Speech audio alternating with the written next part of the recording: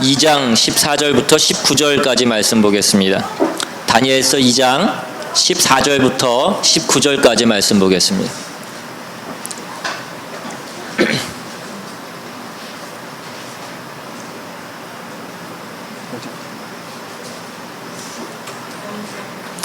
우리 찾으셨으면 한 절씩 교독해서 읽겠습니다. 제가 먼저 읽습니다. 그때에 왕의 근위대장 아리옥이 바벨론 지혜자들을 죽이러 나가매 다니엘이 명철하고 슬기로운 말로 왕의 근위대장 아리옥에게 걸어오니 왕의 명령이 어찌 가능하니 아리옥이 그 일을 다니엘에게 알리되 다니엘이 들어가서 왕께 구하기를 시간을 주시면 왕에게 그 해석을 알려드리리이다 하니라.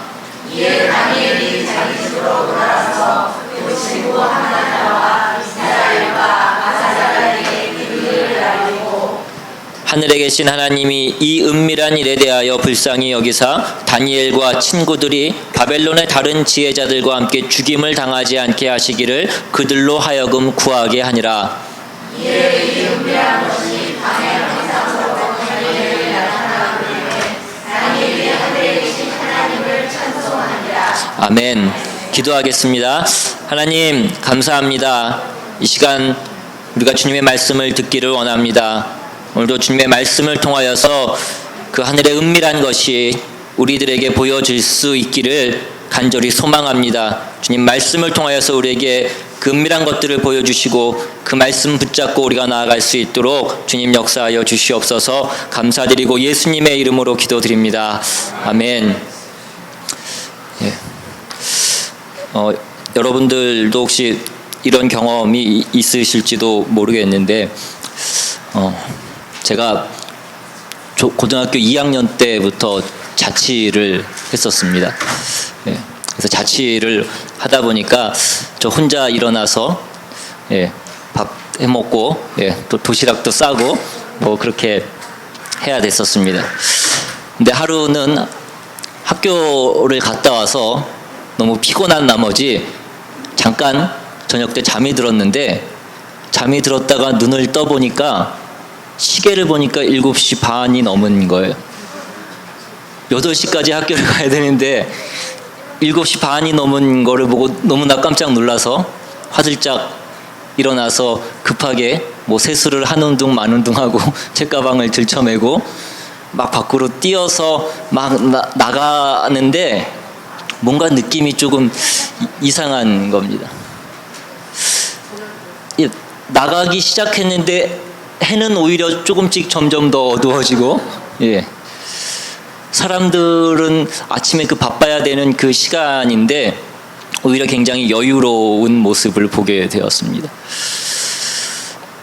시간이 점점 더 환해져야 되는데 점점 더 어두워지는 것을 보면서 속으로 혹시 주님이 오시는가 뭐 그런 생각도 잠깐 해보다가 사람들의 모습을 보면서 뭔가 잘못됐구나, 내가 뭔가 찰각했구나 라는 그런 생각을 해보았습니다.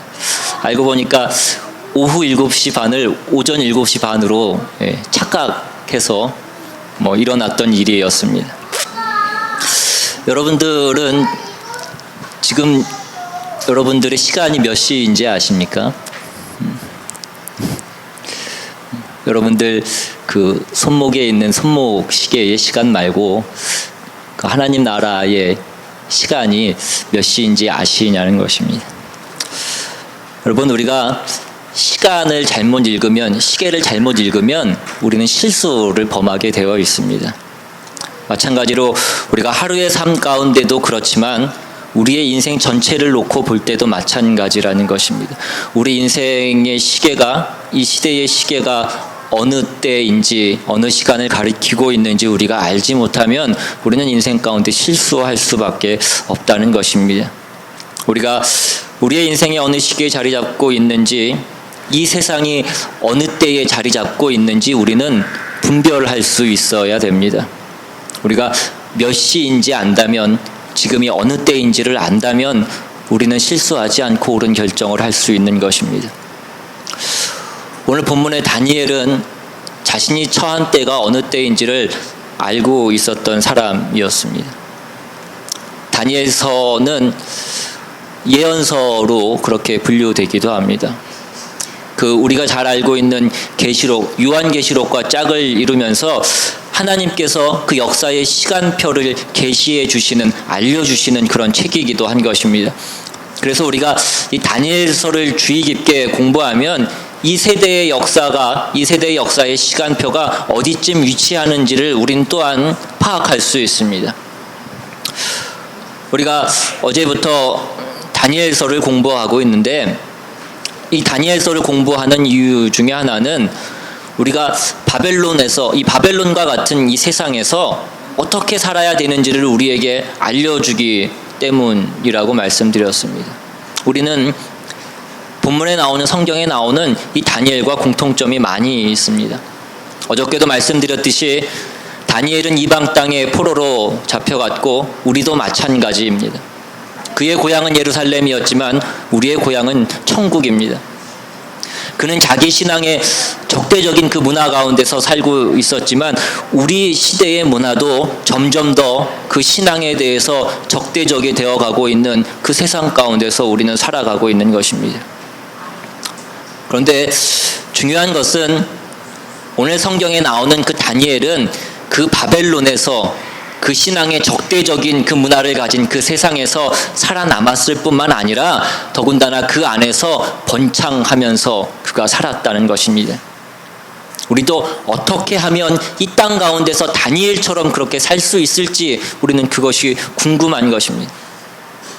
그 대답 가운데 하나가, 오늘 말씀은 그 주님의 강력한 예언과 그 주님의 약속의 말씀을 붙들면 우리가 장래에 일어날 그 일들을 이해할 수 있고 우리가 그 세상 가운데서도 믿음을 잃지 않고 살아갈 수 있다는 것입니다.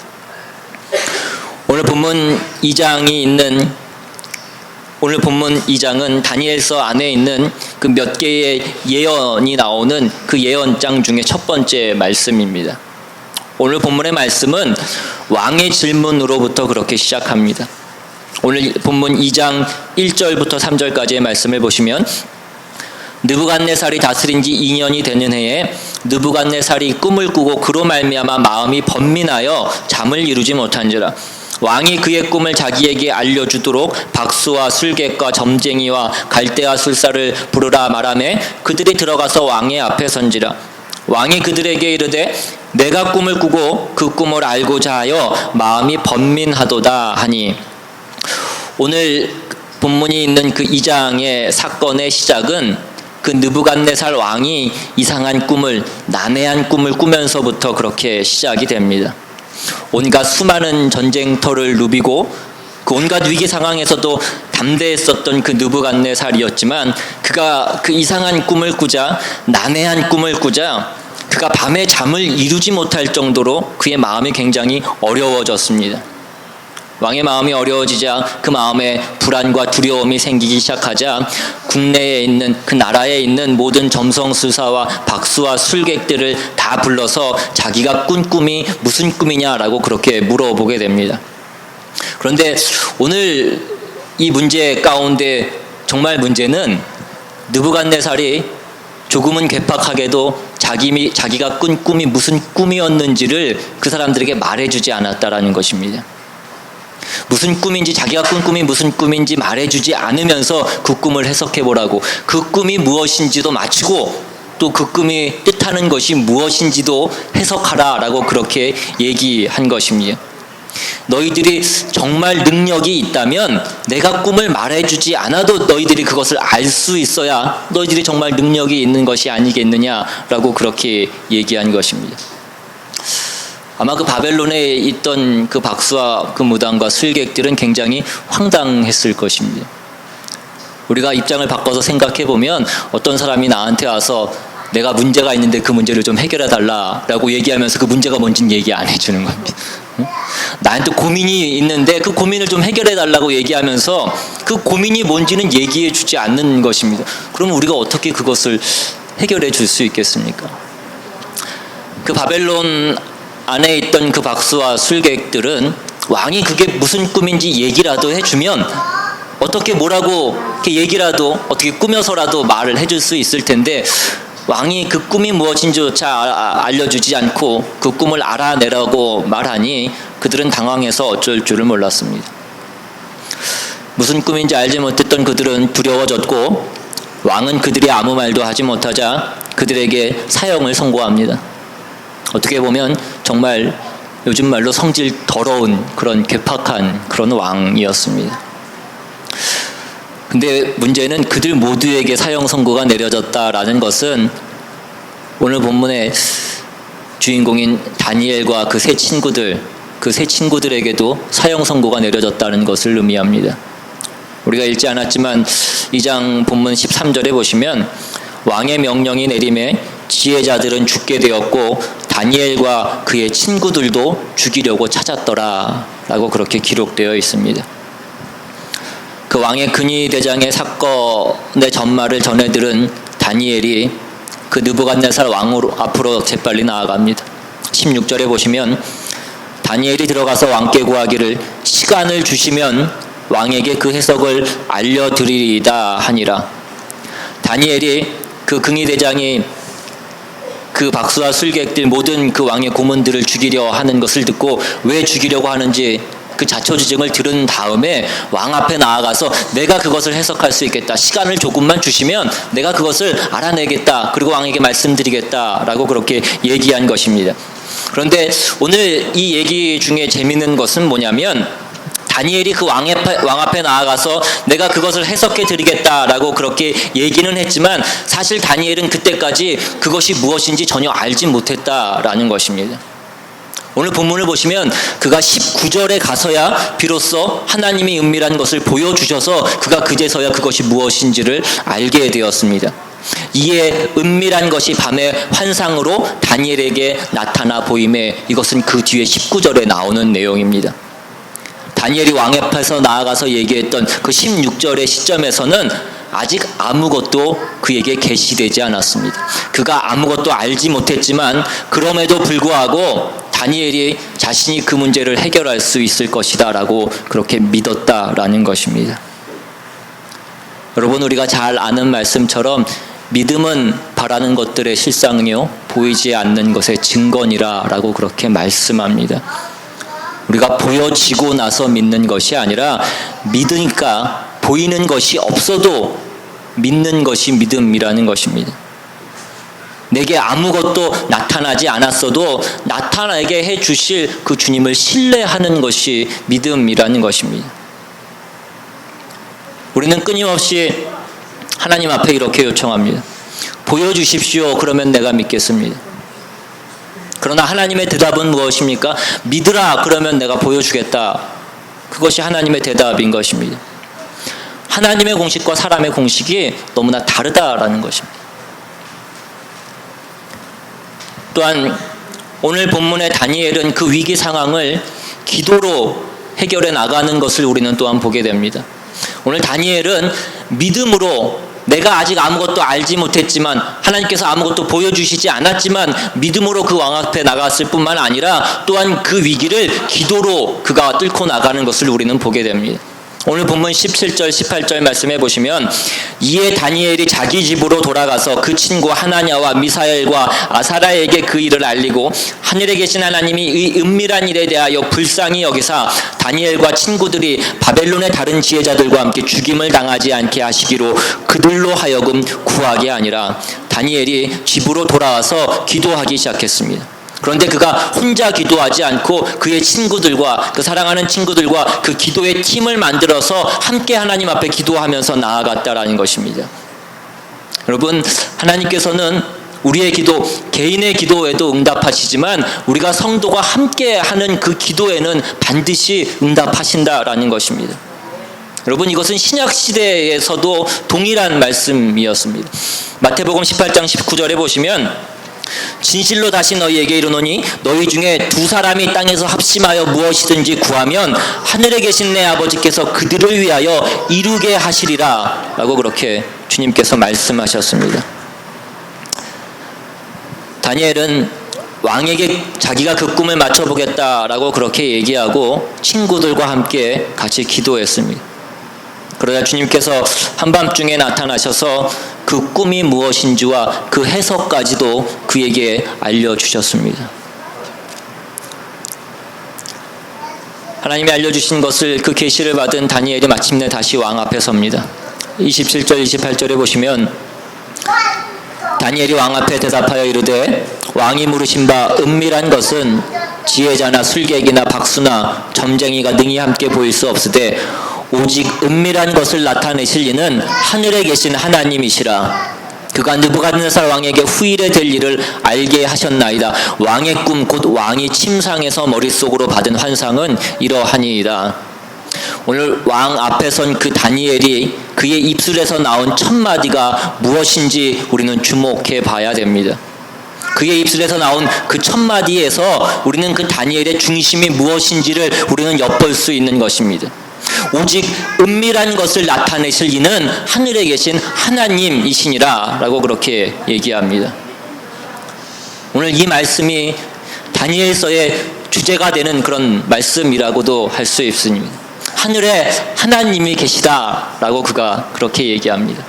내가 비록 고향에서 포로로 끌려왔지만 하늘에 하나님이 계시다 라고 그가 말씀하는 것입니다.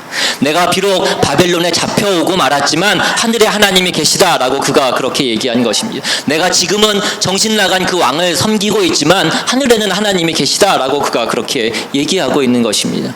여러분, 우리도 마찬가지입니다. 우리도 이렇게 얘기할 수 있을 것입니다. 오늘 내게 어떤 어려움과 고난과 시련이 있지만 하늘에 하나님이 계시다라는 것입니다. 오늘 내 가정에, 내 집안에, 내 교회에, 내 직장에 어떤 문제가 있지만 그러나 하늘에 하나님이 계시다라는 것입니다. 하늘에 하나님이 계시고 은밀한 것을 우리에게 나타내신다라고 그가 그렇게 얘기하는 것입니다. 하나님은 다니엘을 통해서 느부갓네살에게 장래의 일을 말씀해 주셨습니다. 다음은 그 다니엘이 하나님께로부터 받은 그 계시에 대한 설명입니다. 31절부터 35절까지 말씀을 보시면 왕이여 왕이 한 큰 신상을 보셨나이다. 그 신상이 왕의 앞에 섰는데 크고 광채가 매우 찬란하며 그 모양이 심히 두려우니 그 우상의 머리는 순금이요 가슴과 두 팔은 은이요 배와 넓적다리는 노시요 그 종아리는 새요 그 발은 얼마는 새요 얼마는 진흙이었나이다. 또 왕이 보신즉 손대지 아니한 돌이 나와서 신상의 새와 진흙의 발을 쳐서 부서뜨리매 그때에 새와 진흙과 녹과 은과 금이 다 부서져 여름 타작마당에 겨같이 되어 바람에 불려간 곳이 없었고 우상을 친 돌은 태산을 이루어 온 세계에 가득하였나이다. 느부갓네살 왕이 깜짝 놀랐습니다. 이것은 정확히 자신이 그 꿈과 정확히 일치했기 때문입니다. 더군다나 다니엘은 무슨 꿈인지도 알고 있었지만 더 중요한 것은 그 해석이 무엇인지, 그 꿈의 뜻이 무엇인지까지도 알고 있었습니다. 오늘 본문 36절 이하에 보시면 그 꿈의 해석에 대한 것도 나오게 되는데 그것을 요약하면 이런 것입니다. 그 신상의 금, 그것은 느부갓네살 왕 당신이고 바벨론 제국인데 그것은 영원하지 않다라는 것입니다. 그 넘버원, 그 바벨론도 어느 순간 자리를 내어주게 되어 있다는 것입니다. 바벨론이 금이라면 그 다음 왕국은 은이었습니다. 여전히 강력하지만 바벨론보다는 약한 것입니다. 세 번째 왕국은 더 약해집니다. 노새 같은 그 왕조는 또 새 같은 네 번째 왕조에게 자리를 내어줍니다. 그리고 새와 진흙으로 된 왕조가 다시 나타납니다. 그리고 이 왕조는 두 발과 10개의 발가락으로 상징되는 왕조입니다. 갈수록 낮아지는 그 금속의 가치를 통해서 다니엘은 왕국의 가치도 점점 더 낮아져 가는 것을 얘기하고 있는 것입니다. 그런데 우리가 이 신상 가운데 이것이 무슨 제국을 나타내느냐, 학자들 간에 여러 의견이 있지만 이것이 중요한 것이 아니라 오늘 이 내용 가운데서 정말로 중요한 것은 그 신상을 구성하는 그 여러 금속보다도 그것을 파괴하는 하나의 돌멩이가 있었다라는 것입니다. 손대지 아니한 돌, 즉 인간이 창조하지 않은 어떤 것이 날아와서 그 모든 나라를 쳐서 멸망시키시고 하나님의 영원한 왕국을 세우실 것을 예언하고 있는 것입니다. 이 다니엘의 이 얘기를 들은 느부갓네살 왕은 이에 압도당하고 맙니다. 그가 다니엘 앞에 무릎을 꿇었다라고 그렇게 성경은 기록하고 있습니다. 그가 다니엘 앞에 무릎을 꿇었다라는 것은 다니엘에게 경배를 표하는 것이 아니라 다니엘이 섬기는 그 신에게, 그 하나님에게, 여호와에게 그가 무릎을 꿇고 그 신에게 경배를 올려드리는 것입니다. 그는 다니엘을 높은 자리에 올리고 그를 부유하게 만들어 주었습니다. 오늘 본문을 보시면 하나님께서 그 느부갓네살의 꿈을 통해서 다니엘을 그 바벨론이라는 당시에 세계를 제패했던 그 제국의 그 역사의 무대로 등장시키고 있는 것을 우리는 보게 됩니다. 그 말도 안 되는 그 느부갓네살 왕의 요구의 배후에는 하나님의 엄청난 주권적 섭리가 함께 있었다라는 것입니다. 다니엘이 그 유다라는 그 변방 나라의 포로 출신이라는 그의 그런 정치적 한계를 극복하고 순식간에 그 세계의 대제국이었던 바벨론의 최고 고위직에 오를 수 있었던 결정적인 동기가 되었다라는 것입니다. 이런 위기가 그에게 있지 않았고서는 포로 출신이었던 그 다니엘이 그 바벨론 왕국이라는 무서운 텃세가 있고 차별이 있는 그 나라 가운데에서 하루아침에 그가 그 대제국의 고위공직에 오를 수는 없었을 것입니다. 여러분, 다니엘도 그 궁중에 불어닥쳤던 그 위기 가운데에서 그 시련이 포로로 끌려왔던 자신과 자신의 친구들을 순식간에 그 왕실의 최고 고위직에 올려줄 것이라는 것은 그는 알지 못했을 것입니다. 그 위기가 하나님께서 보내주신 변장된 축복이었다는 것을 그는 그때는 그가 그것을 알지 못했다라는 것입니다. 하나님은 하나님의 사람에게도 하나님의 그 섭리를 한꺼번에 다 보여주시는 것은 아니라는 것입니다. 다만 우리가 한 걸음 한 걸음 기도하고 하나님 말씀에 순종하면서 나아갈 때 하나님의 뜻을 그 구하는 자에게 하나님께서 말씀해 주신다라는 것입니다. 지금 우리가 이해할 수 없는 어떤 시련과 고난 가운데 있다고 할지라도, 어떤 그런 폭풍 가운데, 그런 비바람 가운데 우리가 지나가 있다고 하더라도 우리가 실망하거나 절망해서는 안 된다는 것입니다. 우리도 모르는 하나님의 계획이 있으시다는 것입니다. 하나님께서는 하나님의 자녀들을 반드시 축복하시고 승리로 이끌어 주신다라는 것입니다. 어저께 다니엘서 1장의 주인공이 다니엘이 아니라 하나님이라고 말씀드린 것처럼 오늘 2장의 이 초점도 다니엘이 왕의 꿈을 해석함으로써 다니엘의 위상이 높아진 것이 오늘 2장의 초점은 아닙니다. 그보다 우리는 그 느부갓네살의 꿈을 통해서 하나님이 말씀하시는 것이 무엇인지를 우리는 좀 더 주목해 보아야 됩니다. 첫 번째는 하나님은 그 큰 신상이 손대지 아니한 그 돌에 의해서 무너지며 온데간데 없이 사라졌던 그 느부갓네살의 꿈을 통해서 세상에는 영원한 나라가 없다라는 것을 우리에게 알려주시는 것입니다. 우리가 한때 모든 길은 로마로 통한다라고 얘기했던 것처럼 그 번성했던 로마 제국이나 그 수많은 나라들을 식민지로 삼으면서 해가 지지 않는 나라라고 얘기했던 그 대영 제국도 영원히 그 권세가 가지 않았습니다. 여러분, 저 북한도 영원히 저렇게 가지는 않을 것입니다. 둘째로는 하나님이 그 느부갓네살의 꿈을 통해서 우리에게 최종 승리자가 누구인지를 말씀해 주고 계신 것입니다. 성경은 최후에 손대지 아니한 그 돌이 나와서 모든 것을 무너뜨리고 승리를 거둔다라고 그렇게 기록하고 있습니다. 우리는 이 돌이 누구인지, 그 왕이 누구인지를 우리는 알고 있습니다. 여러분, 그 손대지 아니한 돌, 그 반석이 누구이십니까? 예수 그리스도이신 것입니다. 마가복음 12장 10절에 보시면 너희가 성경의 건축자들이 버린 돌이 모퉁이의 머릿돌이 되었나니, 시편 95편 1절에 보시면 오라 우리가 여호와께 노래하며 우리의 구원의 반석을 향하여 즐거이 외치자라고 기록합니다. 계시록 11장 15절에 보시면 일곱째 천사가 나팔을 불매 하늘에 큰 음성들이 나서 이르되 세상 나라가 우리 주와 그리 그리스도의 나라가 되어 그가 세세토록 왕노릇 하시리라 하니, 교회의 머릿도실이 되시며 구원의 반석이신 예수님이 역사의 최후의 승리자가 되신다는 것입니다. 그가 역사의 최후의 승리자가 되어서 세세토록 그 하나님의 나라를 다스리신다라고 그렇게 말씀하는 것입니다. 그것이 바로 요한계시록 11장에서 증거하는 역사의 마지막 결론이라는 것입니다.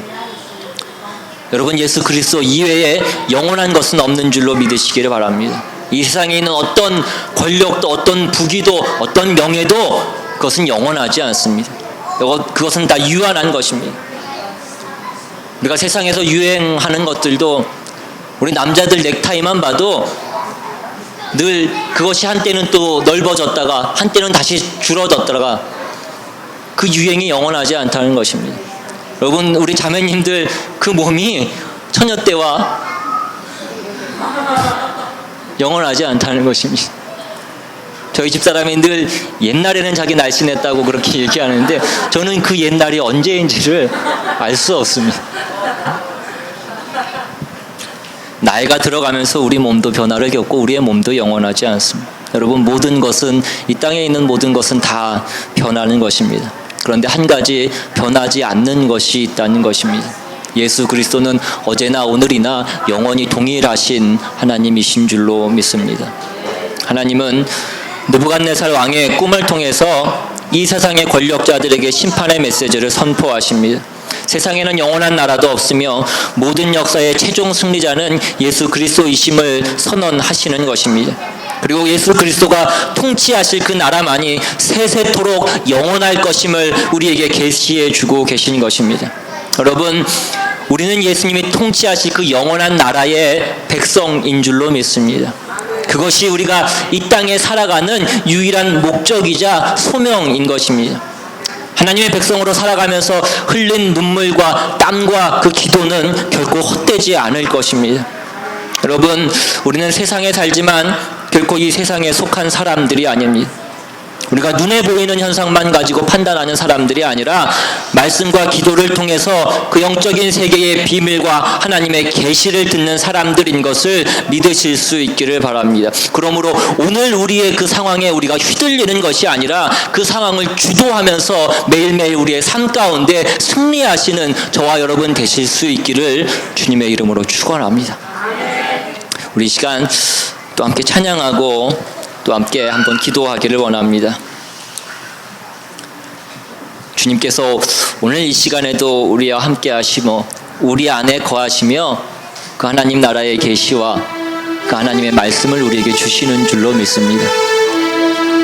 우리가 그 말씀 붙잡고 나아갈 때에 우리가 이 땅 가운데 살지만 우리가 이 땅에 속하지 않는 사람들이 될 줄로 믿습니다.